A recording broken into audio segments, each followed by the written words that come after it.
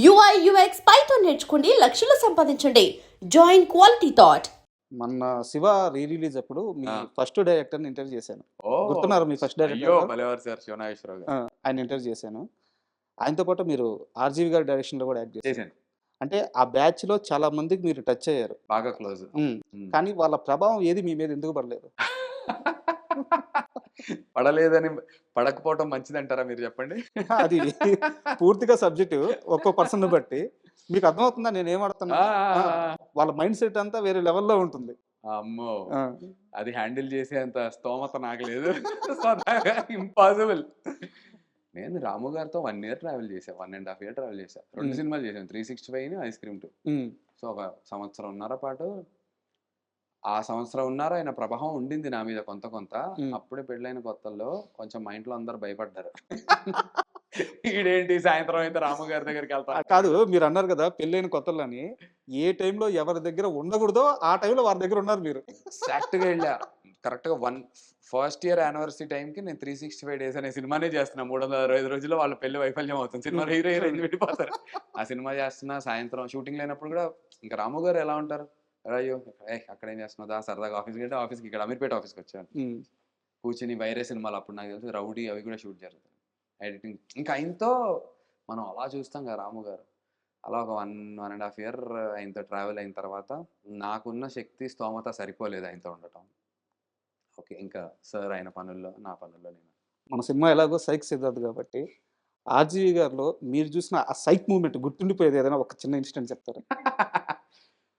టెక్నికల్‌గా ఒక very good thing చెప్తాను సార్. ఫన్నీగా చాలా ఉంటాయి. హ్మ్. బట్ టెక్నికల్‌గా మేము ఒక ప్రీ క్లైమాక్స్ షూట్ ఏదో రోడ్ మీద ఎక్కడో చేస్తున్నాం. ఆ రోజు 2 కెమెరానో, 3 కెమెరా సెటప్ పెట్టారు. హ్మ్. రాము గారు ఆ షూట్ అయిపోయిన తర్వాత ఎడిట్‌కొచ్చాం. ఎడిట్‌కొచ్చిన తర్వాత ఎడిటర్ ఒక ఫ్లో ఏసాడు. ఫ్లో ఏసిన తర్వాత ఎప్పుడో 2 వారాల ముందు షూట్ చేసినటువంటి అందులో 3 కెమెరా సెటప్ కదా! ఒక వైడ్ పడింది, ఒక మిడ్ పడింది, ఇంకోటేదో క్లోజ్. హ్మ్. ఒకటేదో బ్లర్ ఏదో సరిగ్గా ఔట్ ఫోకస్‌లో ఉంది. అయితే ఎందుకిది ఇలా ఉంది అంటే, మన దగ్గర ఫుటేజ్ అని ఏదో చెప్తున్నాడు. ఎడిటర్ సరిగ్గా ఆన్సర్ చేయలేకపోతున్నాడు.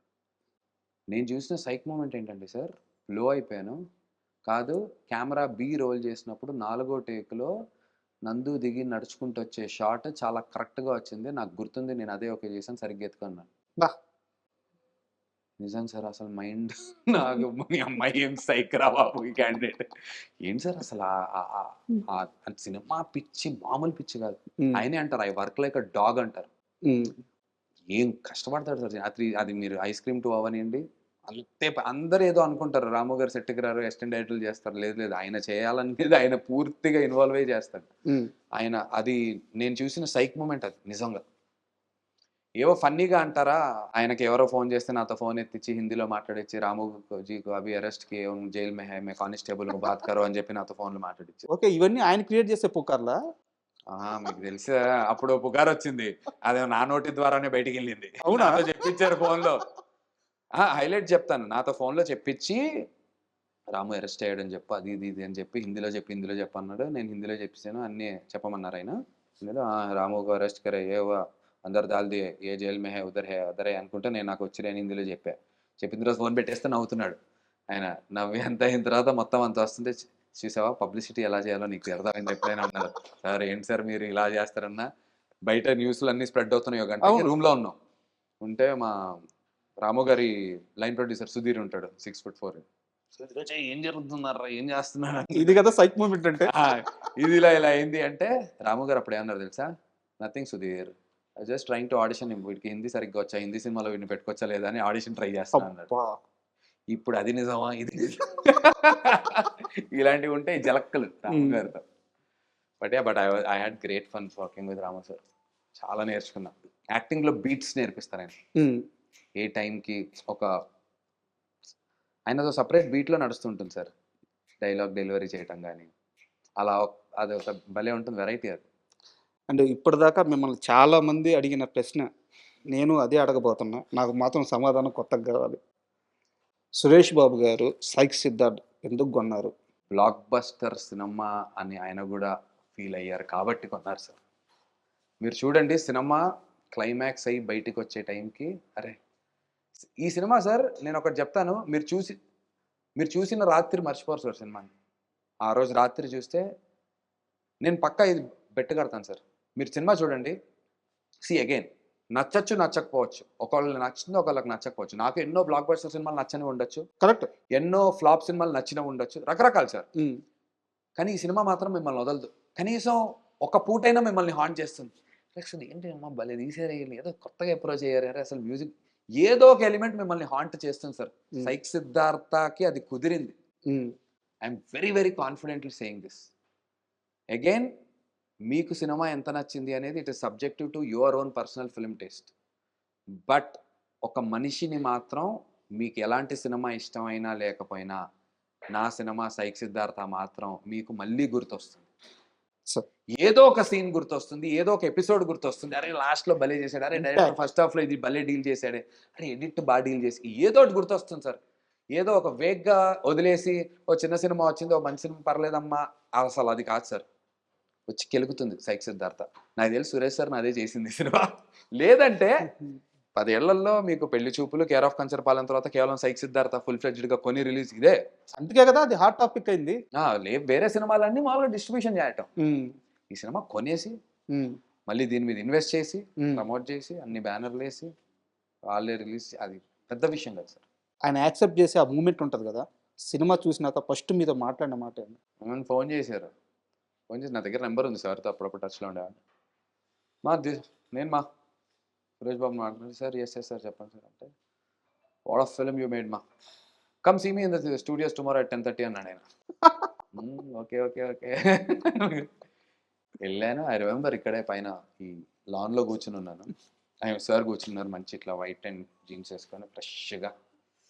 ఇలాంటి విజువల్స్ అన్ని మనం ఊహించుకుంటున్నాం, ఇన్నేళ్ళగా జరగాలి జరగాలి అనుకుంటే అది దగ్గరికి వస్తుంది, వెళ్తున్నాను. It was a very special moment నాకు.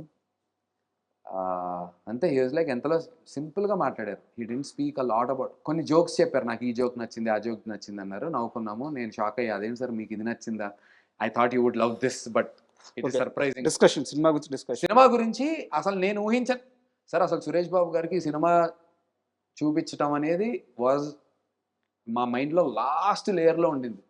వి ఆల్వేస్ థాట్ సురేష్ సార్కి నచ్చే సినిమాలు వేరు, మన సినిమా వేరులే, మనం అప్రోచ్ అవ్వాల్సిన బ్యానర్లు వేరు అనుకునే ఉద్దేశంలో ఉన్నాం. కట్ చేస్తే ఆయనకే నచ్చింది. అంటే మనం ఎలాగో ఇప్పుడు రామనాయుడు గారి స్టూడియోలోనే కూర్చోన్నాం, సురేష్ బాబు గారి టాపిక్ వచ్చింది, మన సినిమా సైక్ సిద్ధార్థ్. నాకు సురేష్ బాబు గారి గురించి తెలిసిన ఒక సైక్ మూమెంట్ చెప్తాను, ప్లీజ్ వింటారా? చెప్పండి చెప్పండి. నేను డైరెక్టర్ పేరు చెప్పను, ఆయన కొంచెం పాత ఆయన, ఇప్పుడు చేస్తున్నారు కానీ అప్పుడు చేసిన పెద్ద హిట్స్, పెద్ద సినిమాలు ఇప్పుడు చేయట్లేదు. ఆ డైరెక్టర్ గారు వెంకటేష్ గారితో సినిమా చేయాలి.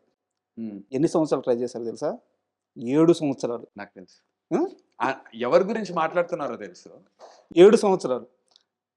ఆయన తీసుకున్న ప్రతిసారి వెంకటేష్ బాబు గారు సినిమాను ఓకే చేస్తారు, కథ బాగుంది మనం చేసేద్దాం.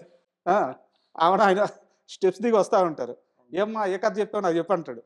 ఇంకోటి చూడమ్మా, ఇంకోటి చూడమ్మా.